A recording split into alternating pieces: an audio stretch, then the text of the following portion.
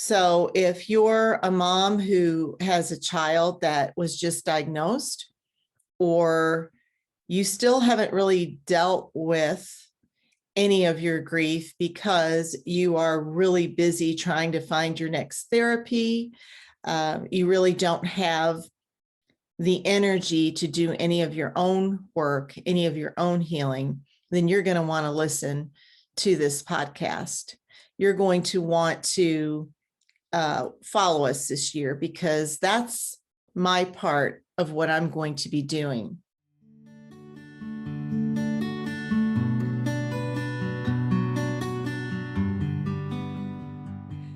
Hi, it's Bridget Shipman from Mother's Guide Through Autism. I am so excited to be back in this beautiful new beginning 2022.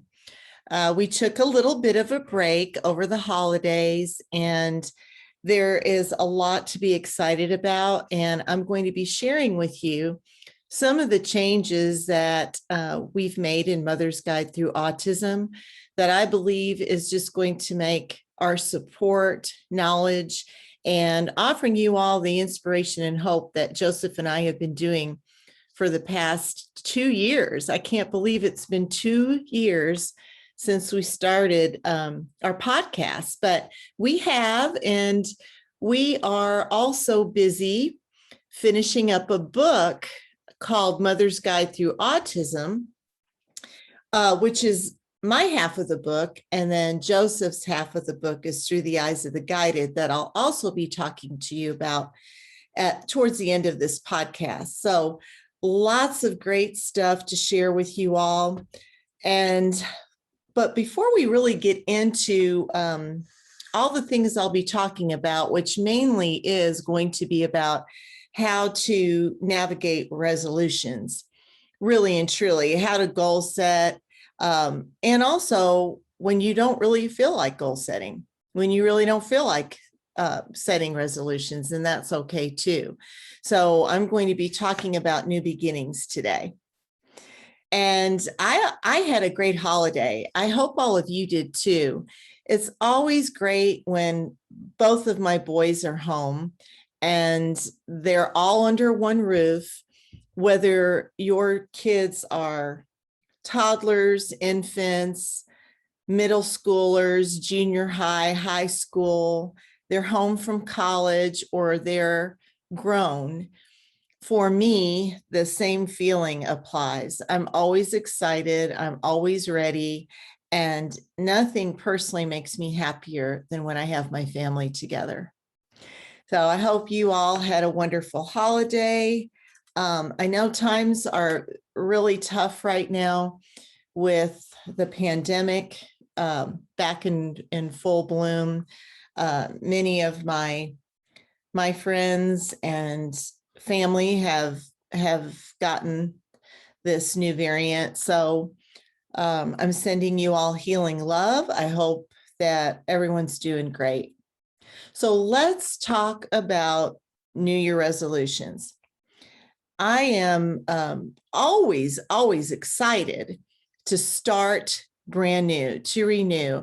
I've done workshops on vision boards. I've done workshops on goal setting, and it's one of my favorite activities and workshops to do because it offers so much possibility, and it really gets us excited, and it offers a new world. Really, to renew is to start over, but then when you add intention to it, it is even more exciting. And I've always been like that since I can remember. I love this tradition of setting resolutions. However, it wasn't always like that. In the past, there were some New Year's, where I really didn't have the energy to think about possibilities, or I didn't feel like dreaming. And when Joseph was smaller, when he was around 2-3 years old, really and truly, those times for me personally were really difficult.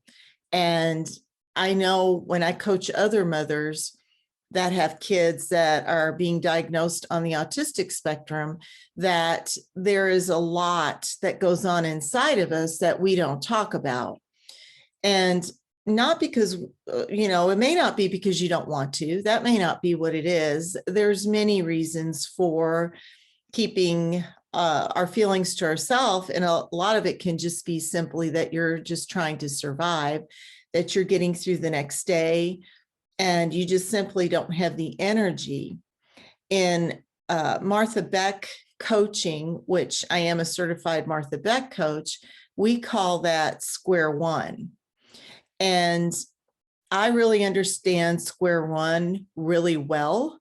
Square one is where you really don't have the energy to dream, where you are in grief and you may not even realize that you are.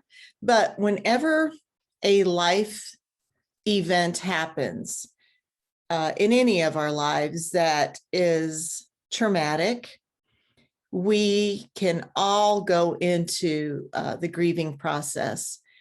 And what I'm going to be focusing on is square one work.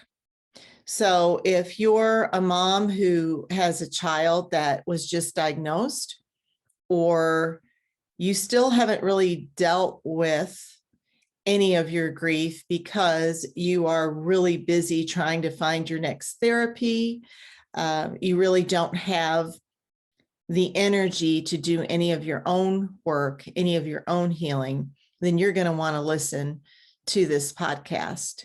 You're going to want to follow us this year, because that's my part of what I'm going to be doing. I think the main reason is I take my own life experiences, my coaching tools, my teaching tools, and I apply them. And I have coached enough moms that no matter where you are on your journey, there's struggle, there's heartache, and there's healing. So it's not really a secret ingredient or a checkoff list where you can go, oh, I see. So I've known for this many years that my child has been diagnosed, or, you've been on this journey for a while. Living with autism does not exclude where you are personally in your own healing, because I am one of those people who, when I'm in survival mode, I don't deal with my own feelings. I have them, I carry them, but I don't deal with them. And I have talked a lot about how, had I have had some of these tools, that I think I would have lived with more joy. Still would have had challenges, still would have had a hard time, but I do believe that I would have been able to navigate and enjoy the moments that were enjoyable. I talked about, having birthday parties and things like that for my son, Joseph. And I'm smiling in all the pictures, but that certainly wasn't how I felt on the inside. So depending on where you are on your journey living with autism, I have learned that grief is a very unique and individual process. I know that there are stages of grief. Well, I'll be talking about that in upcoming podcasts. Today, I'm going to focus more on how to navigate as you're starting the new year. How to deal with not really wanting to set goals. You don't really care right now because you're trying to figure out what your next step is. And any feeling and all feelings are worthy of feeling. Yeah, because when we resist what we feel, it will persist. So dealing with our feelings, I've worked with several moms who are willing to deal with it up to a point, and then they're just like, that's all I have for right now. And that is perfectly okay. This is your journey. This is your healing. And I want you to spend some time meeting yourself where you're at. If you're not up for it, you're not up for it. If you feel like going back to bed and pulling the covers over your head, that's okay too. Because we all, again, we deal different. We're ready or we're not ready. And you may not be ready, and that's okay. But you can still listen to some of the stories, gain and get the support that you need. And when you are ready, you'll know where to go, who to talk to, and you'll have some tools in your pocket when you are ready. So it's win-win. I want to talk about a time, I want to go back to when I was in deep heartache, when Joseph was smaller and I was in a constant stress mode, especially when he was first diagnosed. When you hear those words, your child is on the autistic spectrum, it is what I call a life tsunami. I've had several life tsunamis, and I will say that it is very difficult to navigate yourself through those, but you can get to the other side. When you hear that, it is a very life-altering moment. And I don't believe anybody forgets the moment when they hear those words. So if this is new to you, take a breath. And I want you to just know something, because this is something that is very important to hear. Whether you believe it or not, I want you to hear it. You will be okay. Your child will be okay. Everything's going to be okay. And if you're not feeling that, then take another breath and make this your mantra.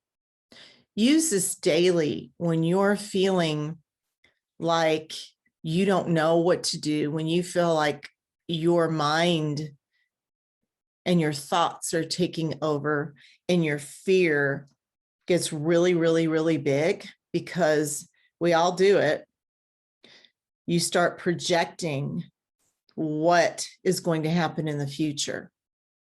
And I know, because I've been there, that although the intentions are really good behind professionals, behind friends, family, teachers, you're going to get input that doesn't feel good and it doesn't feel right for your child. And that's okay.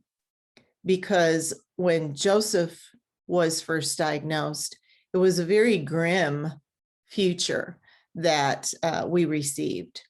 Yes, there is a lot more information out there now. Yes, we know more. We understand the spectrum much better, but it doesn't matter, because when you have that diagnosis and somebody tells you something daunting, that doesn't just go away. It resonates and it builds on the fear that you already have for your child.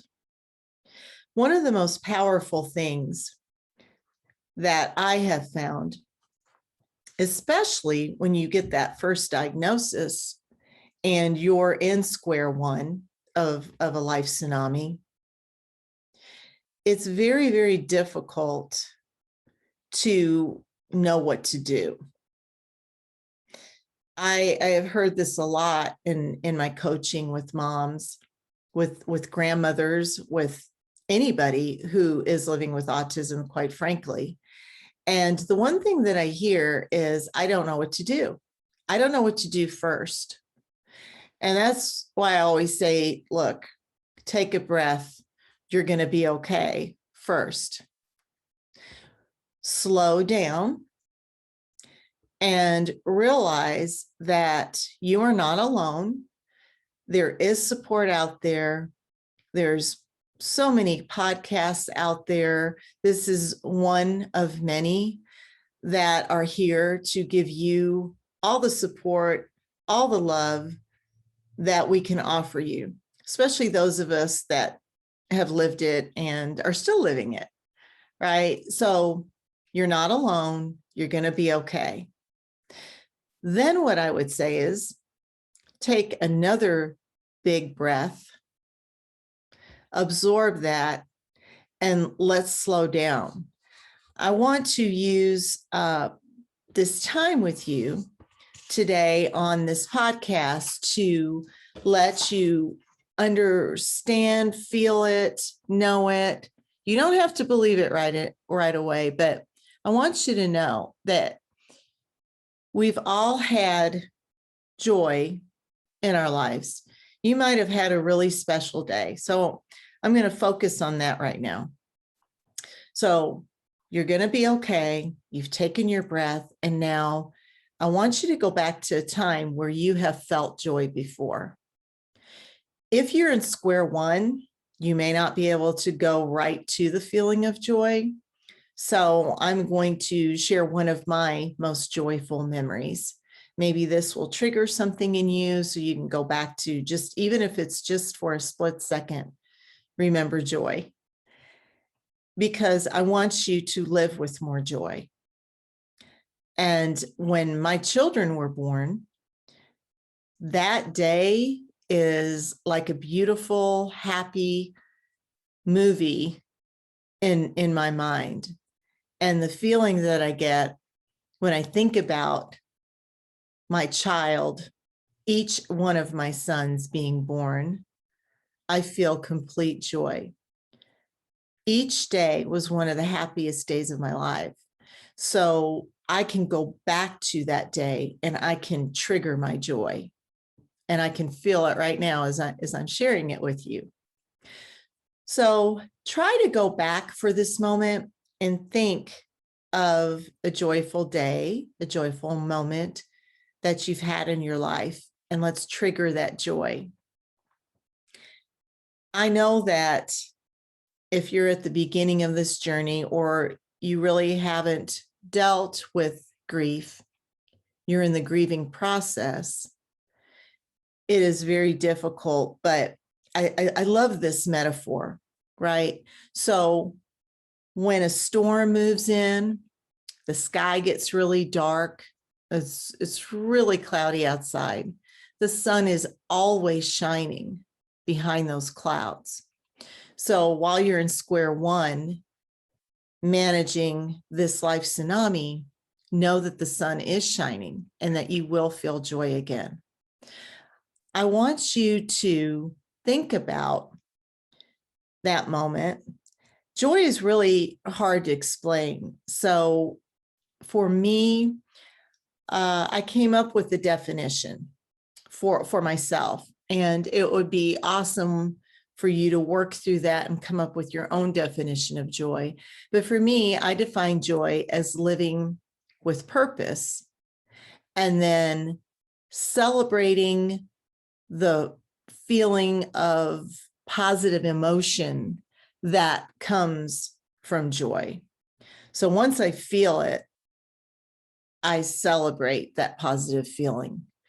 And that is what joy is. And so I've had lots of different ways to feel joy through purpose. There were joyful moments in my career, joyful moments in relationships, joyful moments as I've served other mothers, joyful moments with my family, joyful moments when I knew that I was having a moment and fulfilling purpose. That's, I think, why I love teaching and coaching so much, because I feel like that is my purpose in life, other than being a mom, which is my favorite. So as we're moving through this, purpose doesn't have to be winning an award. It doesn't have to feel big. It doesn't mean that you're going to be on television or the front page of the paper or in some kind of streaming TikTok that, you become famous through purpose. Purpose can simply give you a feeling. For me, purpose and joy go together. For me, they almost mean the same thing. And when I am fulfilling a purpose, that's what I feel. I feel joy. So think about that. Think about you on this journey, square one, and your child has been diagnosed. You're in a very dark place, perhaps. There are ways to find the sunshine in the darkness. There's a way out of the dark forest. That's hope and joy. And I'm going to ask you this question. So take a breath, and it's going to seem like a simple question, but for me, it's been challenging at times. And that question is, what brings you joy? So asking yourself, what brings me joy? In this moment, what brings me joy? Again, it can be big, it can be small. All I want you to do is ask yourself that question and find an answer. Some of you may come up with many answers, and some of you are struggling for just one, and that's okay. Daily, ask yourself, if you really feel like staying in bed and you don't have the energy to get up out of bed, ask yourself that question. What brings me joy? I have a gratitude journal, which I'm going to be talking a lot about gratitude because that's a game changer. But I also want you to consider having a joy journal. And if it sounds like it's a lot, you can keep your gratitude journal and your joy journal together and simply list what brings you the feeling of joy. And then that absolutely, more than likely, will be what you're grateful for. But I like to do both of those practices. And if you're at a crossroads and you're having a hard time knowing what to do next, I want you to ask yourself what brings you joy and then go in the direction of joy. So whatever that is, the smile on my child's face brings me joy. Move to your child. Enjoy that smile, right? Going for a walk by myself is going to bring me joy today. Then go do that. Whatever it is, big or small, that brings you joy, participate in it. Go do it. It's going to get that feeling. It's going to trigger it. It's going to make you feel lighter. And that's what we're after right now, especially in square one work. I believe in inviting joy into your life. I also believe that you can, with this practice, grow your joy. And if this sounds like something where you're going, yeah, right, for whatever excuses pop in your mind, let them pop in your mind and let them go. And just remember what you're joyful for, and then go do it. I hope that helps you today. We're going to have so many beautiful podcasts this year on not only living with more joy, but also how to help you get out of square one and really get back to dreaming and feeling the possibility, all the beautiful possibilities that are out there for you. And I know this because I've done it. So from me to you, I hope that the next time that you listen to the podcast, that you are using your gratitude journal along with your joy journal, and that you're slowly feeling a bit of more joy. And again, if you're not ready, all is well. You will be okay. I'm going to shift gears a bit. As I told you at the beginning of the podcast, I want to share some really, really exciting things that are going to be coming out for you. And I already mentioned the book, Mother's Guide Through Autism. And that part of the book is going to be me sharing my story with you, but also helping you navigate through your own autism journey. Joseph's part of the book, Through the Eyes of the Guided, is going to be him sharing his own perspective with all of you on what living with autism is like. And he is an excellent writer. And I think you will find a lot of great insight from him to help you navigate your own journey. And I really, when he was a little boy, I dreamt of writing a book to help moms. And it was going to be a children's book, and it still may be one day, but I really am excited about this because I believe that if I could have grabbed a book like this to help myself heal and understand it better, but also have somebody else's perspective that's actually living with it, I think it's going to really offer you all hope, knowledge, and inspiration. And that's what Joseph and I, that's what our purpose is with doing this work with Mother's Guide Through Autism. And if you're interested in receiving my blog, make sure you sign up and get on our email list. You can go to our website, which I'm going to give you that information at the end of the podcast. So stay tuned for that. We're going to continue support through our private Facebook group. If you're not a member of that, Mother's Guide Through Autism private Facebook group, please apply and join. We have over 600 members now, so I'm very excited about the growth in the private Facebook group, and it's really awesome. It really makes me feel joy when I see other moms helping each other. And the release of our book, look for that.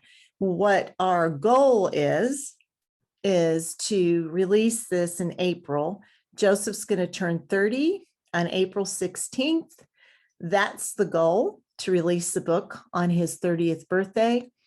So lots of cool stuff, support, education, knowledge, and healing is coming your way from Joseph and I to you this year, 2022.